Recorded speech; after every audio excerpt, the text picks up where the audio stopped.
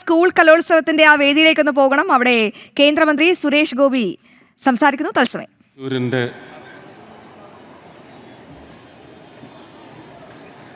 തൃശ്ശൂരിൻ്റെ MLA Shri Balachandran,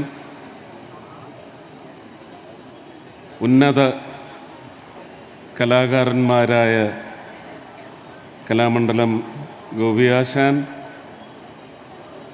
ഏറ്റവും പ്രിയങ്കരനായ താളവിദ്വാൻ പെരുവനം കുട്ടന്മാരാർ അവർകൾ, ശ്രീ IM വിജയൻ തുടങ്ങി വേദി സമ്പുഷ്ടമാക്കുന്ന എല്ലാവർക്കും, വിദ്യാഭ്യാസ വകുപ്പ് മേധാവികൾ, ശ്രീമതി വാസുകി അടക്കമുള്ള എല്ലാവർക്കും, ഈ യുവജനോത്സവത്തിൻ്റെ നടത്തിപ്പുകാർക്ക്, ഇതിന് പിന്തുണ നൽകുന്ന കാക്കിയിട്ട സമൂഹം, അത് ഫയറായാലും പോലീസായാലും എല്ലാവർക്കും, മാധ്യമ പ്രവർത്തകർക്കും, ഈ ആഘോഷം ഇവിടെ കേരള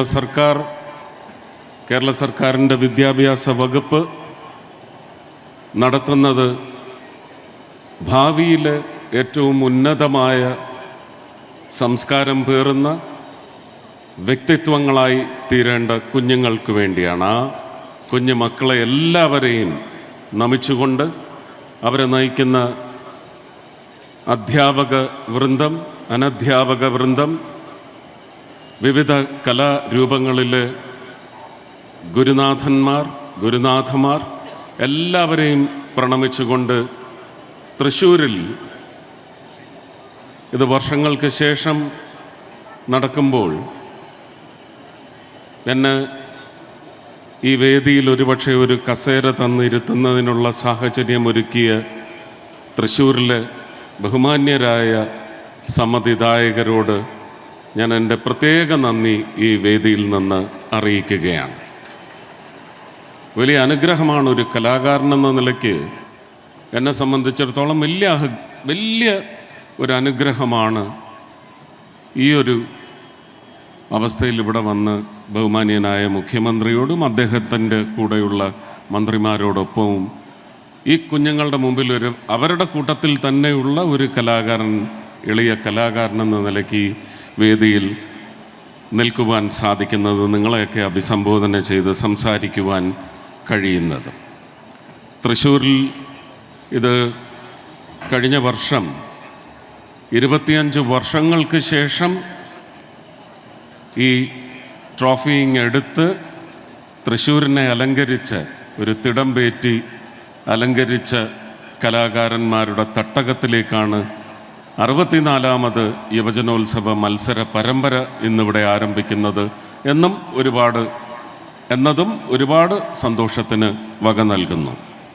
കേരള സ്കൂൾ കലോത്സവം കേരളത്തിലെ വിദ്യാർത്ഥികളുടെ കലാപ്രതിഭകൾ കണ്ടെത്താനും വളർത്താനും ലക്ഷ്യമിട്ട് ആരംഭിച്ച ഇന്ത്യയിലെ ഏറ്റവും വലിയ സാംസ്കാരിക ഉത്സവമാണ്. ഈ കലോത്സവം ആദ്യമായി ആരംഭിച്ചത് 1956-ലാണ്. കേരള സംസ്ഥാനം രൂപം കൊണ്ടതിന് പിന്നാലെ വിദ്യാർത്ഥികളിൽ കലാപ്രതിഭ വളർത്തുക എന്ന ലക്ഷ്യത്തോടെയാണ് ഈ ഉത്സവത്തിന് തുടക്കം കുറിക്കപ്പെട്ടത്.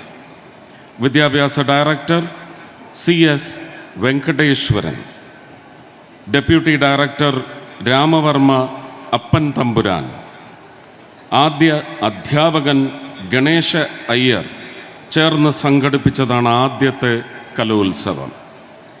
ഡൽഹി അന്തർ സർവകലാശാല കലോത്സവത്തിൽ നിന്നും പ്രചോദനം ഉൾക്കൊണ്ടാണ് ഈ ആശയം ഇവിടെയും പടർത്തിയത്.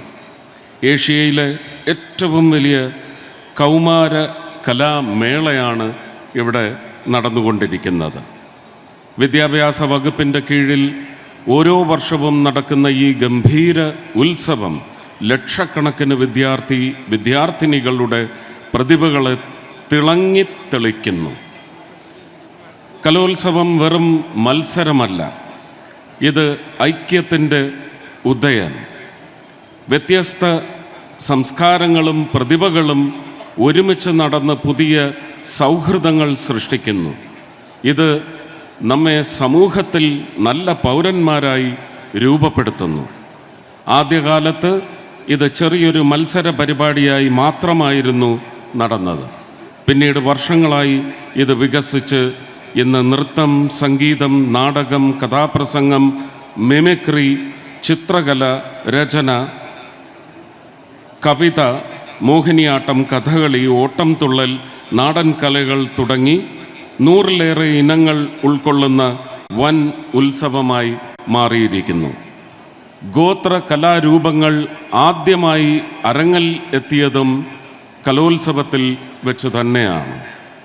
ഇന്ന് കേരള സ്കൂൾ കലോത്സവം ലോകത്തിലെ ഏറ്റവും വലിയ സ്കൂൾ കലോത്സവങ്ങളിൽ ഒന്നായി ഗിന്നസ് റെക്കോർഡ് ഉൾപ്പെടെ ലോകശ്രദ്ധ നേടിക്കൊണ്ടേയിരിക്കുന്നു. ഈ കലോത്സവം വിദ്യാർത്ഥികളിൽ ആത്മവിശ്വാസവും സൃഷ്ടിപരമായ കഴിവുകളും അച്ചടക്കവും കൂട്ടായ്മയുടെ മൂല്യങ്ങളും വളർത്തും. കേരളത്തിൻ്റെ അതിസമ്പന്നമായ സാംസ്കാരിക പൈതൃകം പുതിയ തലമുറയിലേക്ക് കൈമാറുന്നതിൽ ഈ ഉത്സവം നിർണായക പങ്ക് വഹിക്കുന്നു. അതിൻ്റെ ഭാഗമായി ഇന്ന് ഈ ഉദ്ഘാടന വേദിയിൽ നിങ്ങളോടൊപ്പം ഹൃദയം കൊണ്ട് തന്നെ പങ്കുചേരാൻ കഴിയുന്നതിലുള്ള സന്തോഷം അറിയിച്ചുകൊണ്ട് എല്ലാ ഭാവുകങ്ങളും കുഞ്ഞുങ്ങൾക്കും അവരുടെ സ്വപ്നങ്ങൾക്കും നേർന്നുകൊണ്ട് വിജയം, ഇവിടെ ബഹുമാന്യനായ മുഖ്യമന്ത്രി സൂചിപ്പിച്ചതുപോലെ, വിജയം ആരുടെയും പരാജയത്തിന്മേൽ അല്ല എന്ന് പറയുന്ന നിശ്ചയം നിങ്ങൾ കുഞ്ഞുങ്ങൾക്ക് തീർച്ചയായിട്ടും ഉണ്ടാവണം. വിജയങ്ങൾ പ്രഖ്യാപിക്കപ്പെടുമ്പോൾ കണ്ണീര് ഇറ്റ് വീഴാം, പക്ഷേ അത് ആനന്ദാശ്രുക്കളായിരിക്കണം. അത് ലഭിക്കാത്തതിൻ്റെ പേരിൽ സങ്കടക്കണ്ണീരായി ഒരിക്കലും ഒഴുക്കരുത് എന്ന് പറയുന്ന ഒരു വലിയ ജ്യേഷ്ഠൻ്റെ, ഒരു വലിയ അച്ഛൻ്റെ, അമ്മാവൻ്റെ ഒക്കെ സ്ഥാനത്ത് നിന്നുകൊണ്ട് ഏറ്റവും അപ്പീലുകൾ കുറഞ്ഞ യുവജനോത്സവ മേളയായി ഇതിനെ ഉയർത്തണേ എന്ന് ഞാൻ വിദ്യാർത്ഥിനി സമൂഹത്തോടും അധ്യാപകരോടും ഗുരുക്കന്മാരോടും അഭ്യർത്ഥിക്കുകയാണ്. മറ്റ് രാഷ്ട്രീയപരമായ പരാമർശങ്ങൾക്ക് ഇതിൻ്റെ ഒരു ഗരിമ, ഇതിൻ്റെ ഒരു അന്തസ്സ് നിലനിർത്തുന്നതിന് വേണ്ടി മറുപടി പറയാൻ വേണ്ടി ഞാൻ ഇവിടെ മുതിരുന്നില്ല. പക്ഷെ അതിനൊക്കെ വ്യക്തമായ ജനങ്ങൾക്കറിയുന്ന മറുപടിയുണ്ട്. ജനങ്ങൾക്ക് ഇതിൻ്റെ എല്ലാം പിന്നിൽ കാര്യങ്ങൾ വ്യക്തമായിട്ടറിയാം. അത് കൂടുതൽ രമ്യതയിൽ തന്നെ പോകണമെന്നാണ്. പക്ഷേ സത്യം ജനങ്ങളെ അറിയിച്ചുകൊണ്ടുള്ള രമ്യതയിൽ പോകണം. ഈ വേദിയുടെയും ഇത് കുഞ്ഞുങ്ങളുടെ മാത്രം അവകാശമാണ്. അതിൽ മറ്റൊരു വിഷയങ്ങളെ സംബന്ധിച്ചും മറുപടിയോ അല്ലെങ്കിൽ പ്രതിപാദിക്കാനോ ഞാൻ തയ്യാറല്ല എന്നും അറിയിച്ചുകൊണ്ട് ഒരുപാട് സന്തോഷം ശിവൻകുട്ടി ചേട്ടൻ എന്നെ ഈ ചടങ്ങിന് വിളിച്ചതിനും ബഹുമാനപ്പെട്ട മുഖ്യമന്ത്രി സത്യത്തിൽ ഇതിൻ്റെ തുടക്ക സമയമെന്ന് പറയുന്നത് പുനഃക്രമീകരിച്ചതിനും പ്രത്യേകം നന്ദി അറിയിക്കുന്നു. എനിക്ക് ഡിഫൻസ് മിനിസ്ട്രിയുടെ ഒരു പരിപാടിയിൽ പങ്കെടുത്ത് മാത്രമേ കൊച്ചിയിൽ നിന്ന് പുറപ്പെടുവാൻ സാധിച്ചുള്ളൂ. അതിന് ആദ്യം തന്നെ ക്ഷമാപണം അറിയിച്ചുകൊണ്ട് ഒരിക്കൽ കൂടി നന്മ മാത്രം വിളയട്ടെ, നന്മ മാത്രം വിരിയട്ടെ. എല്ലാവർക്കും എൻ്റെ സ്നേഹം, നന്ദി, നമസ്കാരം.